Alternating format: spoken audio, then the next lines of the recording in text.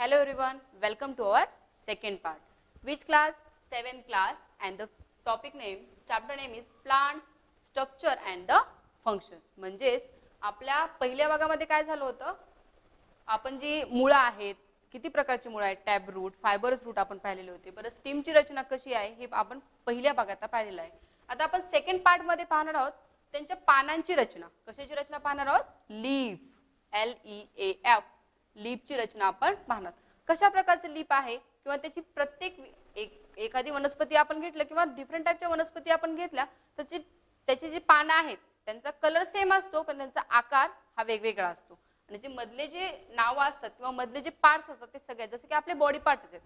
काही जरी उंच असतात, काही ठेंगणे असतात, काही जाड असतात, पण प्रत्येक बॉडी ऑर्गन आहे त्याला नाव काय आहे ठराविक दिलं. तसंच आपण वनस्पतीमध्ये पण पाहू शकतो.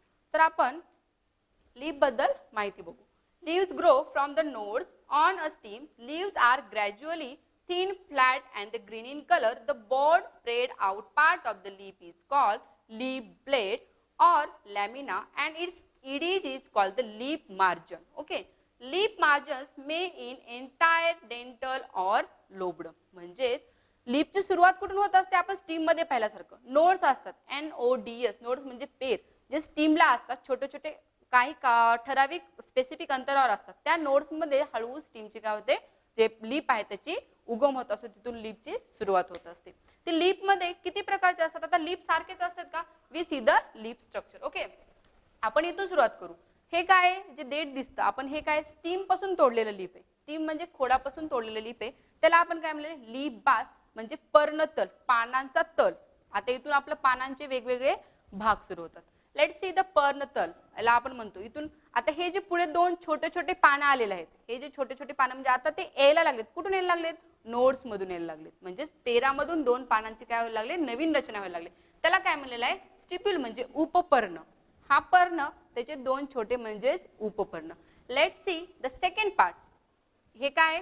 आता याला आपण नाव देठ म्हणू शकतो का? नाही, खोडापासून आपण देठ म्हणू शकतो थोडंसं पुढे गेल्यानंतर. पानाचं देठ इथं आहे. हे काय आहे? आपलं लीफ बास म्हणजे पर्णाचं तल. हे पुढे काय आहे? स्टिप्युल म्हणजेच उपपर्ण. देन वी नेक्स्ट पेट्यूल म्हणजेच आपल्या पानाचं देठ, जे की इथं आहे. प्रत्येक पान आपण ऑब्झर्वेशन केल्यास आपल्याला तिथं देठ दिसतं. बिना देठाची पानं असतात, पण आपण शक्यतो कमी प्रमाणात पाहू शकतो.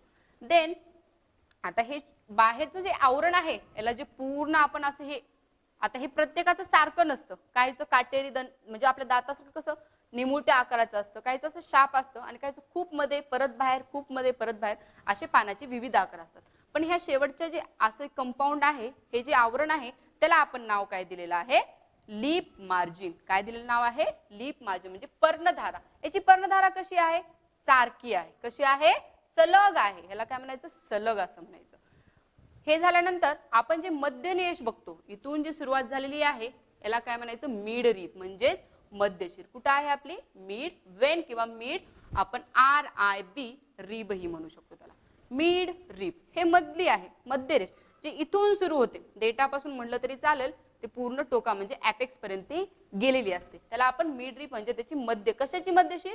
पानाची. आपलं जे पान आहे त्याची मध्यशीर म्हणतो. नंतर आपण जाणार आहोत शिरा. आता छोट्या छोट्या शिरा कुठे आहेत? ह्या पानांचे जे लीफ ब्लेड, आता इथं आपण जाऊ परत इकडं, लीफ ब्लेड म्हणजेच ह्या ज्या रेषा आहेत, आता हे मध्यशीला अटॅच इकडं असे समांतर रेषा, इकडे एक, इकडे एक, इकडे एक, इकडे एक आपण पानामध्ये बघत असतो.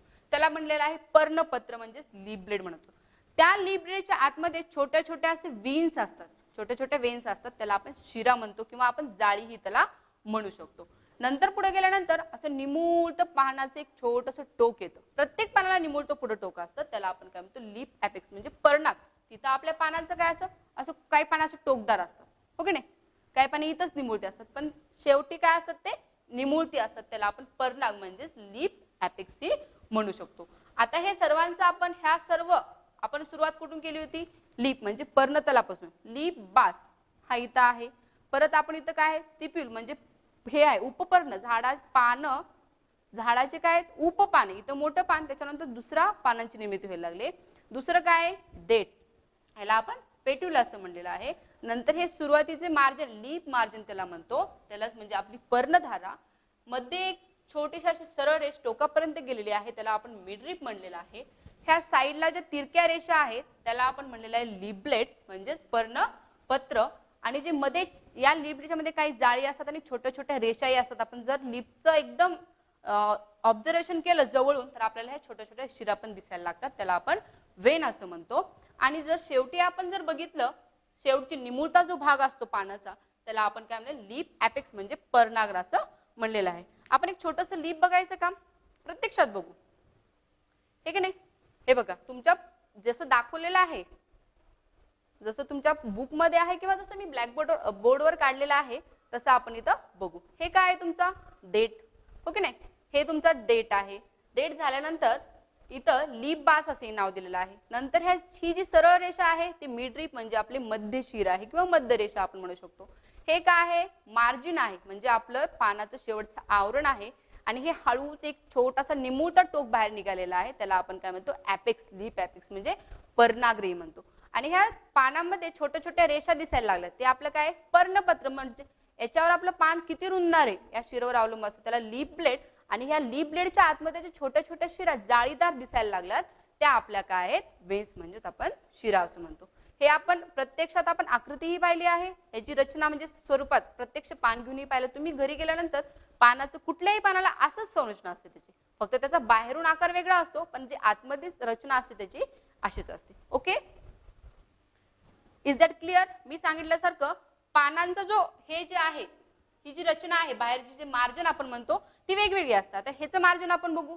याची मार्जिन आपली कशी आहे, एंटायर म्हणजे संलग्न आहे. कशी आहे, संलग्न, कुठं आतमध्ये आतमध्ये गेलेली नाही. तसंच आपण हे पान गेलो तर याची दंतरी म्हणजे काटेरी दिसते आपल्याला. कशी दिसायला लागली आहे, काटेरी, आतमध्ये आतमध्ये बाहेर असे गेलेले.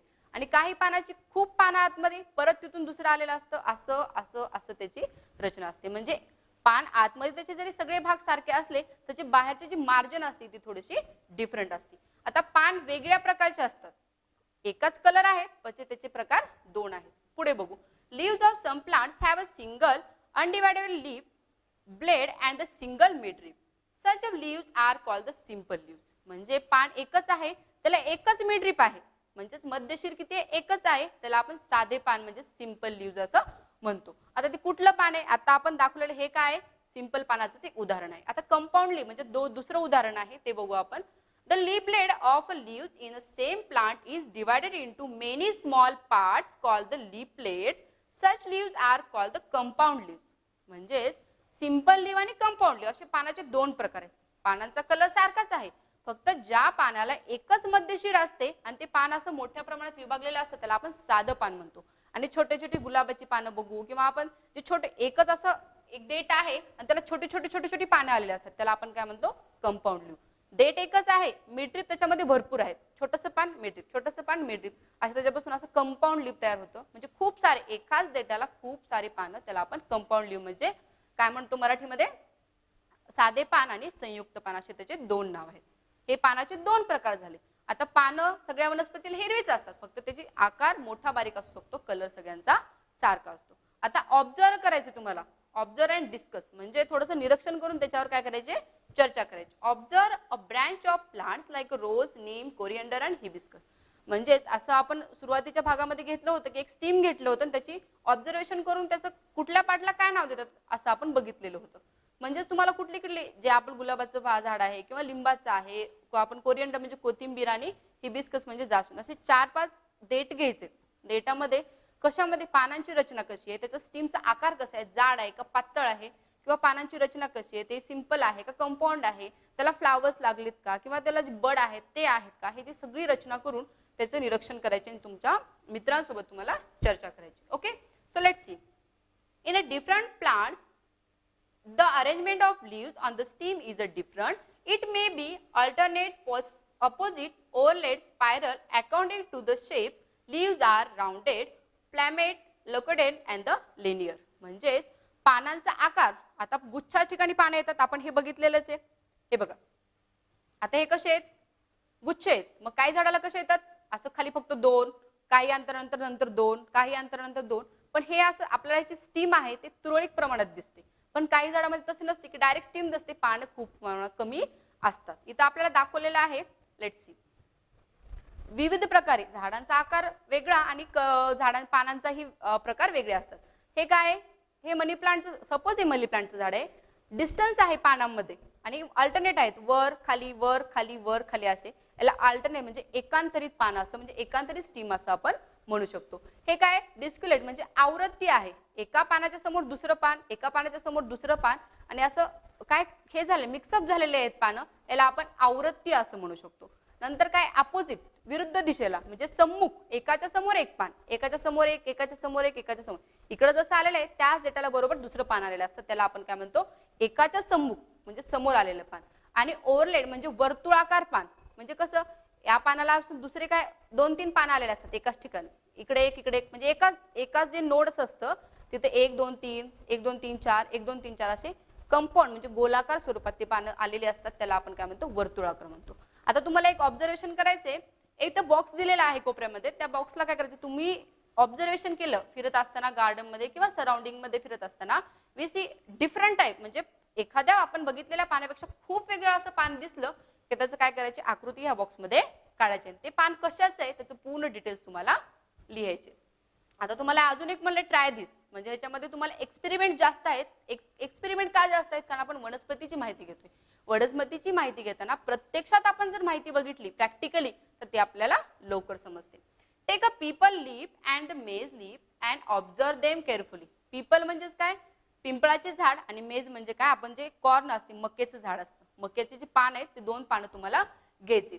मग काय करायचं, 2 पानांचं निरीक्षण करायचे. The people leaf is divided into 2 equal parts by the single midvein which lies along the midline of the leaf blade. Secondary veins arise from the midvein. They are branched and form a network of the reticulum. On the other hand, म्हणजे पिंपाच्या झाडाचं तुम्ही पान घेतलं, हो की नाही, थोडक्यात आता सपोज हे पिंपाचं झाडाचं पान आहे असं समजू आपण, पिंपाच्या झाडाचं पान घेतलं तर त्याला काय दिसतं, तुम्हाला एकच मिडरिप दिसणार, एकच मिडरिप दिसणार आहे, आणि साईडला कसे लीफ प्लांट, थोडक्यात असं हे काय दिसणार आहे तुम्हाला, हे लीफ ब्लेड दिसणार आहेत आणि आतमध्ये जाळीसारखा प्रकार दिसतो. लगेच कळतं की पानाचे किती भाग आहेत, 2. कशामुळे कळतं, ही मिडरिप मध्ये गेल्यानंतर इकडचा एक भाग आणि तिकडचा एक भाग, म्हणजे 2 भाग झालेले आहेत असं आपल्याला कळतं. कुठल्या झाडाचा, पिंपळाच्या झाडाचा. आणि नंतर काय, ह्याच्यामध्ये जी जाळी तयार होते ते पण आपल्याला लक्षात येऊन येतं. आणि तेच जर आपण घेतलं दुसऱ्या हातामध्ये किंवा दुसऱ्या ट्राय केलं, मक्याचं झाड, मक्याच्या झाडाची पानं घेतली किंवा ऊसाची घ्या, मक्याची घ्या किंवा ज्वारीची जी पानं घेतली, त्याचे जे शिरा असतात तिरक्या असतात का, त्याचे जे वेन्स असतात मधल्या, किंवा ही मिडरिप एकच नसते, अशा मिडरिप साध्या असतात. थोडक्यात आपण इथे ड्रॉ करून बघूया. आता फॉर एक्झाम्पल हे सरळ पान असतं, ते याचे शिर असे एकंदरीत समान असतात. हे काय असतात, असं एकंदरीत समान रेषा असतात त्याच्या. कशाच्या झाडाच्या, जे मकाचं आहे अशा रेषा असतात. मेज MEIZE म्हणजेच मक्याचं आहे. आपण जर पानाचं ऑब्झर्वेशन केलं तर ते पान सरळ असतात, पण त्यांचे जे वेन्स आहेत किंवा त्याच्या शिरा आहेत त्याला मधली शिरा, आता ह्याच्यामध्ये ओळखू येतं का मला की बाबा ह्याला 2 पार्ट होणार आहेत, जसं ह्या पानामध्ये मला ओळखायला येतं पिंपळाच्या झाडाच्या, ह्याच्यामध्ये ओळखायला नाही येणार कारण ह्याला समांतर जे वेन्स आहेत ते सारख्या प्रमाणात असतात. त्याला नाव काय दिलेलं आहे पुढे बघू. Leaf base is the leaf apex dues the people leaf blade as the reticulate venation. Reticulate venation असं म्हणलेलं आहे, म्हणजे जाळीदार शिरवाहिन्या. कशाला म्हणलेलं आहे, याला म्हणलेलं आहे जाळीदार शिरवाहिन्या, म्हणजे ह्याचे 2 भाग पडलेले आहेत आणि आतमध्ये जाळी आहे मला दिसायला लागले, त्याला आपण रेटिक्युलेट व्हॅनेशन असं म्हणू शकतो. नंतर आपण ऑब्झर्वेशन केलं ह्याच्या या पानाचं, याला आपण काय म्हणतो, पॅरलेल व्हॅनेशन, म्हणजे समांतर शिरवाहिन्या. समांतर आहेत, कुठं काय आहे का 2 भाग केलेले आहेत किंवा तिरपे गेलेले आहेत किंवा असं वाकडे गेलेले आहेत, नाही. आपण जर ऑब्झर्वेशन केलं तर ह्याच्या रेषा काय पूर्ण जे डेटापासून पानाच्या पूर्ण त्या ॲपेक्स पर्यंत समांतर गेल्या असं थोडासा निमुळता भाग होत असतो, पण कुठंच जाळीदार तयार होत नाही, त्यामुळे त्याला समांतर शिरोवाहिन्या असं म्हणलं जातं. हे पानांचे 2 प्रकार इथं आपल्याला बुक्स मध्ये दाखवल्यासारखं, हे आहे आपलं पीपल लीव्स आणि हे आहे आपलं लीव्स, म्हणजे त्याच्या आपण इथं बघू शकतो छोटे छोटे बघितलं तर ह्याची समांतर रेषा वरपर्यंत गेलेल्या आहेत ॲपेक्स पर्यंत, आणि याची छान अशी जाळी तयार झालेली आहे, म्हणून त्याला रेटिक्युलेट व्हॅनेशन आणि याला काय म्हणतात, पॅरलेल व्हॅनेशन म्हणजे समांतर शिरवाहिन्या असं म्हणलं जातं. आता तुम्हाला किती प्रकारचे लीव्ह आहेत, त्यांचे आकार कसा आहे, त्याचं स्ट्रक्चर कसं आहे हे सर्व समजलं. Do you understand? So we get the next topic. Observe the leaves of some other plants in our surrounding and identify the types of venations. म्हणजे तुमच्या सभोवतालचे भरपूर असे पाने तुम्ही ऑब्झर्वेशन करायचे आणि तुम्हाला कुठल्या पानामध्ये काय सारखेपणा दिसला आणि कुठल्या पानामध्ये काय वेगळेपणा दिसला हे तुम्हाला ऑब्झर्वेशन करून त्याचं थोडीशी माहिती लिहायची. लिटल फन म्हणजे थोडीशी मस्ती बघूया. Take a fallen peepal, leaf and soak in water to 15 or 20 days, dry it and make a greeting card of the lace like leaf you get. म्हणजे पिंपळाचे एखादे खाली पडलेलं तुम्हाला पान घ्यायचे. थोडासा आपण खूप सिरियस अभ्यास केला सायन्स मध्ये, आता थोडीशी मस्तीकडे जाऊया. थोडंसं खाली पडलेलं एक पान घ्यायचे आणि ते पान तुम्हाला 15-20 दिवस एका पाण्यामध्ये भिजवून ठेवायचे. पाण्यामध्ये भिजल्यानंतर 15-20 दिवसांना ते पान काढायचे आणि त्याची जी जाळी तयार होते ना पानांची, आपण पाणी काढायचं, पाण्यातून बाहेर काढायचं ते पान, त्याला वाळायला ठेवायचे. वाळल्यानंतर जी मधला जाळी असते ते निघून जाते, पानं जे असतात ते निघून जातात आणि जी जाळी तयार होते त्याच्यापासून तुम्हाला छान असे ग्रेटिंग कार्ड किंवा तुम्ही ग्रेटिंग कार्ड बनवलं त्याच्यावर छान असं ते चिटकवायचे. हे तुम्ही करू शकता, ओके नाही. नेक्स्ट आता परत सिरियस टॉपिक आलेला आहे आपला, म्हणजेच इम्पॉर्टंट. बघा, complete the following chart by the observing the plants and around us. म्हणजे तुमच्या सभोवतालचे जे प्लांट आहेत त्याचं ऑब्झर्वेशन करायचे आणि तुम्हाला हा चार्ट कम्प्लीट करायचा. त्या चार्ट मध्ये काय दिलेलं आहे ते बघू. Let's see. Name of plant म्हणजे कुठल्या रोपट किंवा कुठली वनस्पती तुम्ही घेतलात त्याचं नाव लिहायचं. इथं दिलेलं आहे एक्झाम्पल मध्ये मेज, चना, पीपल. तुम्ही हिबिस्कस घ्या किंवा अदरवाइज रोज पण घेऊ शकता.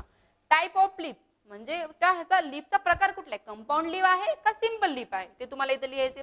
शेप ऑफ लीफ ब्लेड म्हणजे पर्णपत्राचा आकार कसा आहे. आता त्याच्यामध्ये आपण काटेरी म्हणजे दंत असे झिगझॅग प्रमाणे आहे किंवा असं सलग लीफ आहे ते तुम्हाला इथं लिहायचे. व्हॅनेशन म्हणजे त्याच्या शिरांची मांडणी कशी आहे, 2 शिरांची मांडणी. रेटिक्युलर अँड द पॅरल म्हणजे समांतर शिर आणि काय दिले जाळीदार शिर, ते कुठलं आहे ते लिहायचे. Shape of leaf margin. Leaf margin म्हणजे काय, त्याचा भाग कसा आहे, गोलाकार आहे, निमुळता आहे का काटेरी आहे तो तुम्हाला लिहायचे. Shape of leaf apex. आता एपेक्स म्हणल्यास हा भाग येतो, याचा शेप कसा आहे तो तुम्हाला, प्रत्येक झाडाच्या ह्याचा पानांचा शेप वेगवेगळा असतो. म्हणजे निमुळताच असतो, कुठं लांब असतो कुठं कमी असतो, लगेच तिथं शॉर्ट चाललेला असतो. पेटल्स म्हणजे देठ आहे का नाही ते लिहायचे. स्टिप्युल्स म्हणजे उपपर्ण त्याला त्या पानाला आहेत का ते लिहायचे. अरेंजमेंट ऑफ द स्टीम म्हणजे त्या खोडाची रचना कशी आहे, त्या खोडा आपण जिथून ते पान तोडले त्या खोडाची रचना कशी होती ते तुम्हाला ऑब्झर्वेशन करून हा चार्ट आहे. जास्तीत जास्त 5-10 तुम्ही ह्या पानांची रचना आणि त्यांच्या खोडाची रचना कशी आहे आणि प्रत्येक पार्ट त्याला अवेलेबल आहे का नाही ते तुम्हाला बघायचे आणि या तक्ता पूर्ण करायचे, ओके नाही. सो आता झाले पानांची, आपण काय काय बघितलं, मुळं, त्याची स्टीम बघितली, त्या स्टीम पासून नंतर पानं बघितली. आता पानांपासून आता आपण कुठं चाललोय, फुलांकडे म्हणजे फ्लावरची रचना आली, ओके नाही. So you complete the chart in your notebook by the observation and the discussion. म्हणजे तुम्हाला जो पाठीमागं आपला लीफचा चार्ट दिलाय तो कम्प्लीट करायचा. Let's see the next topic which are देव. Carefully observe fully open hibiscus flower. तर हिबिस्कस फ्लावर दुसरं एक नाव आहे, त्याला आपण शो फ्लावरी म्हणू. हिबिस्कस म्हणजे काय, जास्वंदीचं फूल किंवा शोचं फूल आपण त्याला म्हणतो. ट्राय दिस. फ्लावर म्हणजे काय, फूल, म्हणजे तुम्हाला प्रयत्न करायचे. Let's see. Flowers may have a long or short stall called the pedicel. One end of the pedicel is attached to the stem. The other end of the pedicel is expanded and the swollen. It is called the receptacle. म्हणजे त्याला पुष्पाधार असं म्हणलं जातं. म्हणजे फुलांचं जे एक देठ असतं ते कुठं जोडलेलं असतं, त्याच्या स्टीमला जोडलेलं असतं आणि दुसरं देठ ते कुठं वर गेलेलं असतं त्याला आपण काय इथं बघूया आपण. हे जे फुलाचे एक देठ आहे ते कुठं जोडलेलं आहे, आपल्या स्टीमला. कुठं आहे, स्टीमला म्हणजे झाडाच्या खोडाला जोडलेलं असतं आणि ह्याचा जो दुसरा भाग आहे तो वर गेला असतो, त्याला आपण पर्णाधार म्हणजे पुष्पाधार असं म्हणतो. म्हणजे फुलाचा पूर्ण आधार जो इथं असतो तो. नंतर काय म्हणलेलं आहे, इट इज कॉल्ड द रेस्पिटॅकल्स म्हणजे पुष्पाधार, ओके नाही. Petals and other parts of the flowers are supported on the receptacle. Calyx, corolla, androecium, gynoecium are the different parts of the flower. म्हणजे थोडक्यामध्ये आपण इथं बघूया स्ट्रक्चर आहे आपल्या फ्लावर हिबिस्कसचं फ्लावर कसं आहे ते बघा. Let's see. This is a pedicel. Pedicel म्हणजेच देठ. पेडिसेल म्हणजेच काय, देठ आपण म्हणू शकतो. हे कुठून तोडलेलं आहे आपण, खोडापासून तोडलेलं आहे म्हणजे स्टीम पासून तोडलेलं आहे. हे त्याचं देठ आहे आणि या देठाचा एक भाग कुठे गेलेला आहे, वर गेलेला आहे. याला आपण काय म्हणतो, पुष्पाधार म्हणतो. याच्यामध्ये आपलं फ्लावर्स आहे, याच्यामध्ये आपलं फ्लावर्स आहे हे आपण बघूया. म्हणजे याच्यामध्ये पूर्ण ज्या पाकळ्या आहेत त्या समाविष्ट असतात आणि ते पाकळ्याचा जसं जसं उलगडा होत असतो त्यानंतर फुलांचं रूपांतरित होत असतं. इथून पुढे जर वर गेलो आणि हे छोट्या छोट्या पाकळ्या आहेत, हे काय आहेत आपले पेटल्स म्हणजेच पाकळ्या कशाच्या, हिबिस्कस फ्लावरच्या. Then we are going to the upper anther, म्हणजे छोटे छोटे येल्लो कलरचे दिसतात फ्लावर्स मध्ये आपले. आपण हिबिस्कसचं फ्लावर ऑब्झर्वेशन केलं तर येल्लो कलरचे छोटे छोटे particles we are seen. Yes or no? That particles called the anther, म्हणजे परागकोश आपण म्हणत असतो. Then we are going to the next topic which are the stigma, म्हणजेच कुक्षी, जे थोडंसं रेड इन कलरचं असतं. ते कुक्षी म्हणजेच त्याचं बीज रूपात ही रूपांतर इन ह्याच्यामध्ये होत असतं. हे झालं आपलं स्ट्रक्चर ऑफ द फ्लावर. म्हणजे फ्लावरची रचना थोडक्यात कसं असते, देठापासून त्याच्यानंतर पुष्पादार आहे, नंतर हे निमुळत वर गेलं तिथं परागकोश आहेत, नंतर वरी स्टिग्मा म्हणजेच कुक्षी आहे, आणि हे साईडचे जे आहेत त्याच्या पेटल्स आहेत. देर आर किती पेटल्स आहेत? There are 5 petals. Yes or no? So let's see आता त्याचे किती पार्ट्स आहेत ते बघूया. कॅलेक्स म्हणजे निदलपुंज. कॅलेक्स म्हणजे काय? निदलपुंज. इथं आपण लिहू निदलपुंज. काय म्हणायचं त्याला? निदलपुंज. आता निदलपुंजामध्ये काय वेगळेपण आहे ते बघू. In the bud condition, the petals are covered by the leaf-like parts are called the spell, which are green in color. They from the calyx. म्हणजे कॅलेक्स कुठे आहे आपला? आता फॉर एक्झाम्पल आपण डायरेक्ट फ्लावरच बघूया. कॅलेक्स कुठे आपला? हा आपला काय आहे? कॅलेक्स आहे, म्हणजे निदलपुंज आहे, ज्यामध्ये आपल्या पाकळ्या समाविष्ट असतात. आता ही कळी होती बघ ना, हे कळी असताना हे जे शेवटचं आहे ते निदलपुंज, म्हणजेच आपण त्याला कॅलेक्स म्हणू शकतो. ह्या पूर्ण पाकळ्याला प्रोटेक्ट करण्याचं काम कुणाचं आहे? ते ओपन होण्याच्या अगोदर कॅलेक्सचं आहे, म्हणजेच निदलपुंजाचं आहे. Next see the corolla.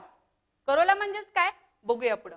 Corolla म्हणजेच दलपुंज, म्हणजेच काय? दलपुंज. This is the made of colorful parts called the petals. Observe the shape, colors and the smell of the corolla of various flowers like the rose, chrysanthemum and the mogra, कनेर and the टागर. म्हणजे आता हे Corolla म्हणजे दलपुंज, म्हणजेच आपल्या पाकळ्या.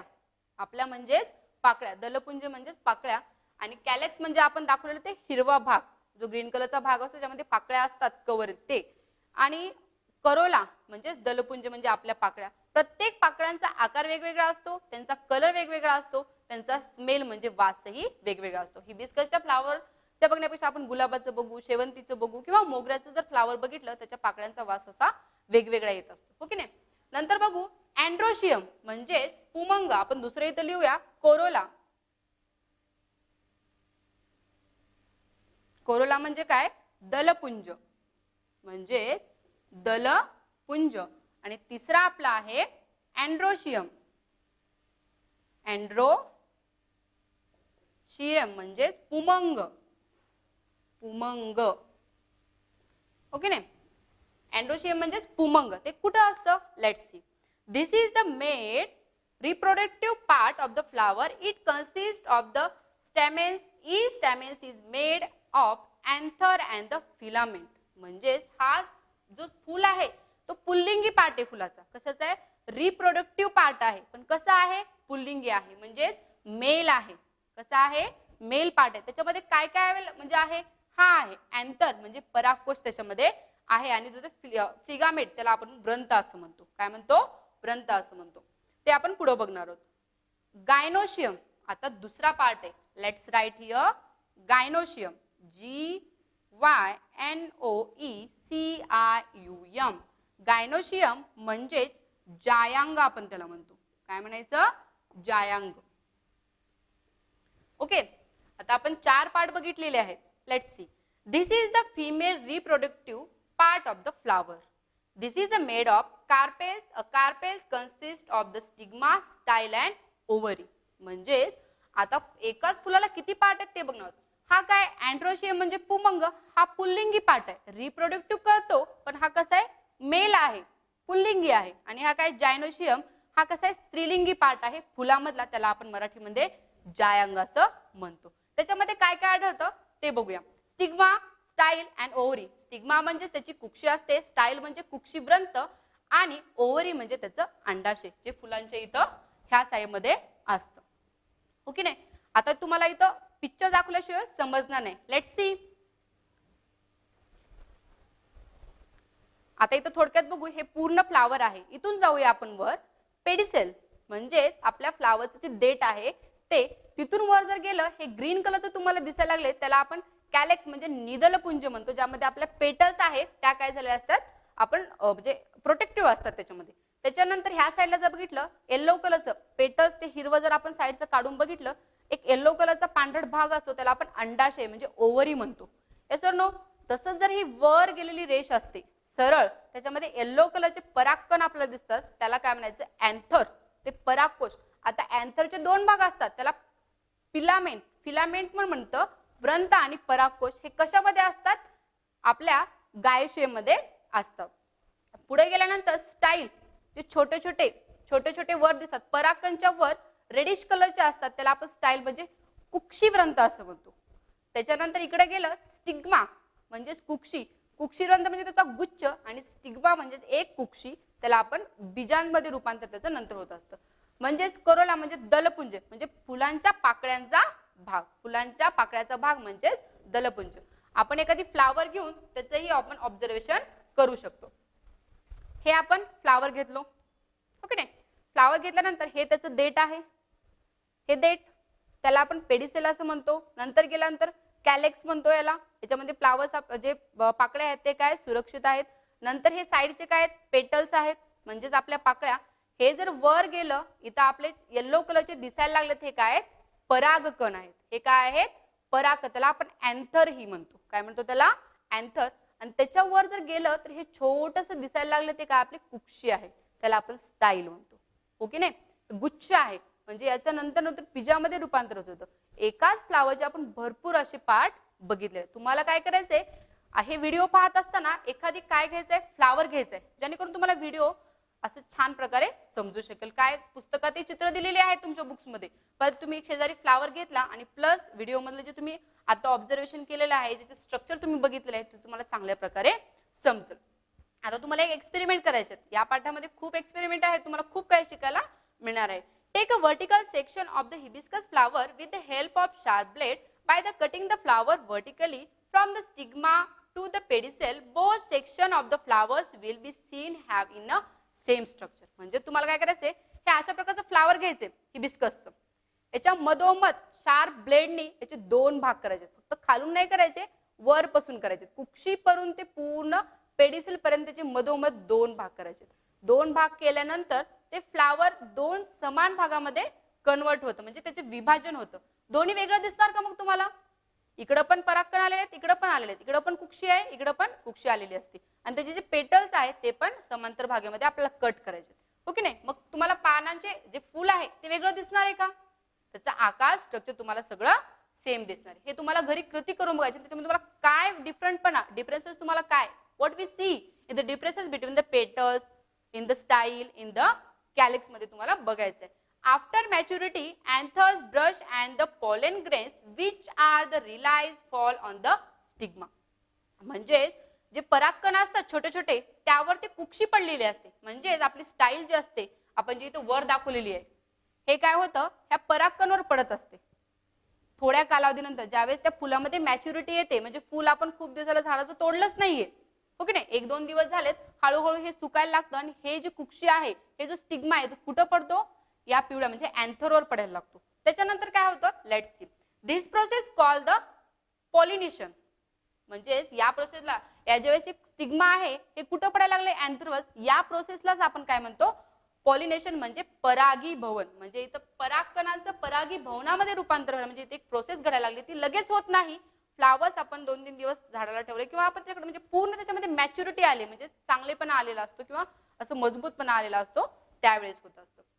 नंतर आपण काय बघू, ड्यू द पॉलिनेशन ऑब्झर्व्स म्हणजे eggshell in the ovary get fertiliser ovules from the seeds and ovary develop into the fruit. म्हणजेच काय, हे ह्याच्यावर ही प्रोसेस घडल्यानंतर याच्यामध्ये काय होतं, जे अंडाशय आपलं ओव्हरी आहे, ओव्हरीमध्ये काय होतं, अंडाशयामधून बीज निर्मिती होत असते नवीन, आणि याचंच रूपांतर परत फुलामध्ये होत असते, म्हणजेच फळामध्ये. काय फळ आहे आपलं, फ्लावर्सच आहे, ओके नाही. इथं आपला अंडाशय आहे, अंडाशयामधून त्याची बीज निर्मिती होत असते, म्हणजे त्याचे रिसायकल परत त्या फुलांचं चालू होतं. ते खाली पडलं, त्याचे परागकण खाली पडले, त्याच्यामधून ते अंडाशयामधून दुसरे एक छोटं छोटं म्हणजे खाली चिटकलं फेरले की ते छोटे छोटे हिरवं आलेलं आपल्याला वर दिसत असतं. आता हे झालं, आपण फुलाचं ऑब्झर्वेशन केलं. प्रत्येक पाकळीला काय म्हणतात? येस और नो? पेटल्स म्हणजे काय आहेत, अँथर म्हणजे काय, स्टिग्मा म्हणजे काय, कुक्षी म्हणजे काय, कॅलेक्स म्हणजे काय, अँड्रोशियम म्हणजे काय, गायनोशियम म्हणजे काय. We see all the information about the flowers. Yes or no? So you also try in our house. एक hibiscus flower घ्यायचे. You take one hibiscus flower and structure all the information, collect, stick. म्हणजे तुमच्या stick स्कारबुक असते त्याच्यावर stick करायचं आणि अशा प्रकारे तुम्हाला जसं तुमच्या बुकमध्ये दाखवलंय त्याच्याप्रमाणे त्याचं म्हणजे एक्सप्लेन करायचे किंवा वर्णन तुम्ही तुमच्या भाषेमध्ये करायचं आहे. आता तुम्हाला परत एक इथं हे दिलेलं आहे एक्सपेरिमेंट म्हणजे चार्ट तयार करायचे. Use of brain power. काय म्हणलेलं आहे बघा, of what will see insect flitting about around the flowers. म्हणजे जे इन्सेक्ट म्हणजे मधमाशी आहे किंवा बटरफ्लाय जे इन्सेक्ट आपल्या फ्लावर्सवर बसतात किंवा ते परागकण त्याच्यामधला जो गंध असतो तो रस असतो शोषून घेतात त्याचा वनस्पतीला काय उपयोग होतो? ओके नाही, काय उपयोग होतो वनस्पतीला? ते तुम्हाला ऑब्झर्वेशन करून किंवा डिस्कस करून त्याचा आन्सर काढायचा आहे. Observe the various flowers and complete the following chart. आता वेगवेगळ्या जसं आपण पानांचे प्रकार काढले ना वेगवेगळे, तसं तुम्हाला फुलांचा एक छानसा चार्ट बनवायचा आहे. एखाद्या ज्या झाडाचं फुल घेतलंय त्या झाडाचं नाव, फुलांचा कसा प्रकार आहे, त्याला पेटल्स किती आहेत, त्याला देठ आहे का, त्याच्यामध्ये परागकण आहेत का, त्याच्यामध्ये कोश आहेत का, हे सगळं तुम्हाला ऑब्झर्वेशन नुसार इथं चार्ट करायचा आणि तो कम्प्लीट करायचा. Yes or no? So we see the next topic which are fruits म्हणजेच फळं. सुरुवातीपासून आपण भाग वनस्पतीचा एक एक भाग पाहतोय. आता आपला लास्टचा भाग आहे फ्रुट्स म्हणजेच फळे. We eat many different types of fruits. Each types of fruit has its own characteristic. म्हणजेच characteristic म्हणजेच काय? वैशिष्ट्य. त्याचं काय वैशिष्ट्य आहे ते बघू. There are variation in their shapes, color, taste, etc. Mango contains only one seed, whereas as jackfruit consists of many small fruitlets, each with its own seed. म्हणजेच एखादी फळ बघितलं, त्यांचा आकार वेगवेगळा आहे, त्याचे लक्षण वेगवेगळे आहेत. कुण्या ह्याच्यामध्ये काय कुठलं फळ येतं ते आपल्याला आपण प्रिव्हियस चॅप्टर मध्ये बघितलेलं आहे. आता फॉर एक्झाम्पल आपण मँगोचं जर फ्रूट घेतलं त्याच्यामध्ये एकच सीड असतो ॲज कम्पेअर टू जॅकफ्रूट. म्हणजे जॅकफ्रूटचं आणि मँगोचं जर फ्रूटचं आपण कम्पॅरिझन केलं, मँगोमध्ये एकच सीड असतं आणि जॅकफ्रूट म्हणजे भरपूर असे फ्रूटलेट हे असतात, लेट्स असतात मध्ये छोटे छोटे छोटे बिया असतात जॅकफ्रूटमध्ये. ओके नाही, म्हणजे त्याचा आकार वेगळा, त्याचे जे ज्युसी रस असतो तो वेगळा, कलर वेगळा, टेस्टही त्याची वेगळी असते. Observe the fruits or bear, mango, chiku, apple. What do you observe? वेगवेगळ्या प्रकार फ्रूट फ्रीजमध्ये असतात किंवा आपण मार्केटमध्ये बघतो. वेगवेगळ्या प्रकारचे बोर घ्या, लिंबू घ्या, मँगो घ्या, चिक्कू घ्या, ऍपल घ्या, असे भरपूर तुम्हाला काय घ्यायचे फ्रूट घ्यायचे त्याचं ऑब्झर्वेशन करायचं. काय वरून कसं ऑब्झर्वेशन करणार तुम्ही? वरूनच ऑब्झर्व, कलर कसा आहे, त्याचा आकार कसा आहे, त्याचं स्ट्रक्चर, त्याला देठ आहे का, त्याला पान आहे का, किंवा त्याला जे रसाळ आहे ते कुठल्या कलरचा आहे, एकसारखाच त्याचा कलर आहे का, हे सगळं तुम्हाला ऑब्झर्वेशन करायचं. Each fruit has a different skin or shell, fleshy part of the seed. In case of fruits like a cashew, its seed is outside the fruit. म्हणजे काही जे फ्रुट्स असतात त्याच्या बिया आतमध्ये असतात, पण काही असे पण फ्रुट्स आहेत जे हे आहे ड्रायफ्रुट्स आहेत त्याचे बिया काय असतात बाहेर, जसं कॅश्यू नट आपण बघतो त्याची बी काय असतं बाहेरून असतं, थोडंसं बाहेर असतं, म्हणजेच काजूचं बी. ओके नाही, बाकीचे जे फ्रुट्स आहेत त्याचे बिया कुठे असतात, आतमध्ये असतात. आणि जे उदाहरण घेतलं जर काजूचं, त्याचं बी थोडंसं बाहेर आलेलं आपण बघू शकतो. आता एक परत एक एक्सपेरिमेंट दिलेला आहे. So let's see. Soak the seed of a pea, beet, rice, jowar, groundnut in water for 3 or 4 hours. म्हणजे तुम्हाला कुठली आपण वटाणा आहे, मटार आहे, ज्वारी आहे, गहू आहे किंवा हरभरा आहे, याची बिया तुम्हाला 3-4 तास पाण्यामध्ये असं भिजवून ठेवायचं. नंतर काय करायचं, let's see. Press the seed with your finger and observe them. Which seed get divided into 2 equal part. म्हणजे 4-5 तासानंतर तुम्हाला त्या सीड म्हणजे जे बी आहे त्याचं निरीक्षण करायचं. एक 5-6 प्रकारच्या बिया तुम्हाला पाण्यात भिजून ठेवायच्या 4 तास, नंतर हळूच बाहेर काढायच्या आणि 2 ते चिमटी आहे त्याने तुम्हाला असं प्रेस करायचं बियांवर. कुठल्या बियांचे 2 इक्वल म्हणजे 2 भाग पाठ होतात. तुमची डाळी बघितलं तुम्ही, डाळींचे 2 सेम असे पार्ट झालेले असतात. उदाहरणामध्ये डाळी घेऊ आपण. Seed which get divided into 2 equal parts are called the dicotyledons. म्हणजे डायकोटिलेडन्स म्हणजे काय, द्विदल बी, म्हणजे त्याचे 2 समांतर भाग झालेले. मी भिजत ठेवले, आता फॉर एक्झाम्पल मी हरभरा भिजत टाकलाय त्याच्यामध्ये, मी जर बाहेर काढला असं त्याला दाबलं त्याचे 2 समांतर, त्याचं कव्हर आहे तो निघून पडतो साईडला आणि दाबलं की त्याचे 2 समांतर भाग होतात, त्याला आपण द्विदल बी असं म्हणू शकतो. डायकोटिलेडन्स म्हणजेच काय, द्विदल बी. Seeds which do not divided into 2 equal parts called the monocotyledonous seeds. म्हणजे ज्या आता त्याच बियापैकी एक दुसरं सीड घ्यायचं, त्याला दाबून बघायचं, त्याचे भागच होत नाहीत, ते चपट व्हायला लागले, म्हणजे दोन समांतर भाग ज्याला पडत नाहीत त्याला आपण एकदल बी, म्हणजे त्याचे दोन समांतर भाग होत नाहीत त्याला आपण एकदल बी असं म्हणतो. त्याला आपण सीसमची तीळ घ्या किंवा मोहरी घ्या, ते छोटे छोटे बिया दाबले तर त्याचा लगेच चुरा होतो, त्याचे दोन भाग पडत नाहीत, त्याला आपण एकदल बी. म्हणजेच बियांचे दोन प्रकार असतात, द्विदल आणि एकदल, डायनोकोटिलेडन्स आणि मोनोकोटिलेडन्स. ओके नाही, एकदल आणि द्विदल बी. So we see in the chapter more about the structure and the function of the flowers, leaf, stem. म्हणजेच विविध प्रकारचं पाहिलेलं आहे. काय पाहिलेलं आहे? पानांची रचना कशी आहे, फुलांची रचना कशी आहे, खोडांची रचना कशी आहे, परत मुळांची रचना कशी आहे, हे सर्व आपण या पाठामध्ये पाहिलेलं आहे. मग तुमचा होमवर्क काय आजचा? So let's C, time is a homework time. Okay, या पाठामध्ये आपल्याला छोटे छोटे जे पार्ट्स असतात, फुलांचे म्हणू आपण, पानांचे पार्ट म्हणू, किंवा आपण एखादी खोडांचे जे पार्ट असतात त्या छोट्या छोट्या भागांची माहिती तुम्हाला झालेली आहे. आता हा पाठ संपताना छान प्रकारे तुम्हाला वाचन करायचंय, नंतर मग सगळं समजायला लागेल. Draw the one leaf and give the name of these parts. म्हणजेच काय करायचंय तुम्हाला, एक आता आपण अशा प्रकारे ह्या पार्ट मध्ये काढलेला होता, लीव्स काढून त्याच्या डिफरंट पार्ट्सला तुम्हाला काय करायचंय, नाव द्यायचे. And the second question is write down some information about flower. Yes or no? With diagram. Diagram म्हणजे काय? आकृती काढायची तुम्हाला. काय काढायचे? आकृती. फर्स्ट क्वेश्चन काय? Draw the one leaf and give the name of this parts. म्हणजे एखादी छान असं पान काढून त्याच्या पानाला तुम्हाला पानांच्या भागाला नाव द्यायची. Yes or no? The second question is write down some information about the flower. म्हणजे फुलांची माहिती लिहायचे, पण डायग्राम काढून, म्हणजे तुम्हाला व्यवस्थितरित्या काढता येईल.